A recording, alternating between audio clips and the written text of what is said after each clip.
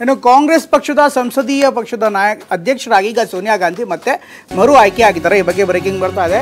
ಕಾಂಗ್ರೆಸ್ ಪಕ್ಷದ ಸಂಸದೀಯ ನಾಯಕರಾಗಿ ಈಗ ಸೋನಿಯಾ ಗಾಂಧಿ ಅವರನ್ನ ಮರು ಆಯ್ಕೆ ಮಾಡಲಾಗಿದೆ. ಇವತ್ತು ನಡೆದಂಥ ಕಾಂಗ್ರೆಸ್ನ ಸಭೆಯಲ್ಲಿ ಈ ಒಂದು ನಿರ್ಧಾರವನ್ನು ಕೈಗೊಳ್ಳಲಾಗಿದೆ. ಈಗಾಗಲೇ ರಾಜ್ಯಸಭೆ ಸದಸ್ಯರು ಕೂಡ ಆಗಿದ್ದಾರೆ. ಈ ಬಾರಿ ಲೋಕಸಭಾ ಚುನಾವಣೆ ಸ್ಪರ್ಧೆ ಮಾಡದೇ ಇದ್ರು ಕೂಡ ರಾಜ್ಯಸಭಾ ಸದಸ್ಯರಾಗಿರುವಂಥ ಹಿನ್ನೆಲೆಯಲ್ಲಿ ದೆಹಲಿಯಲ್ಲಿ ನಡೆದಂಥ ಸಂಸದೀಯ ಪಕ್ಷದ ಸಭೆಯಲ್ಲಿ ಈ ನಿರ್ಧಾರವನ್ನು ಮಾಡಲಾಯಿತು. ಹಳೆ ಸಂಸತ್ ಭವನದ ಸೆಂಟ್ರಲ್ ಹಾಲ್ನಲ್ಲಿ ಸಭೆ ನಡೀತು ಇವತ್ತು.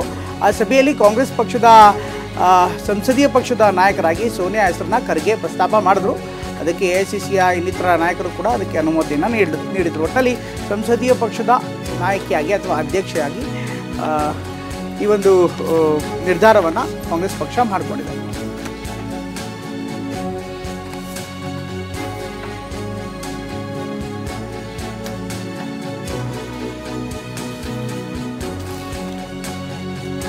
ದೆಹಲಿಯಲ್ಲಿ ನಡೆದಂಥ ಸಂಸದೀಯ ಪಕ್ಷದ ಸಭೆಯಲ್ಲಿ ನಿರ್ಧಾರವನ್ನು ಮಾಡಲಾಗಿದೆ.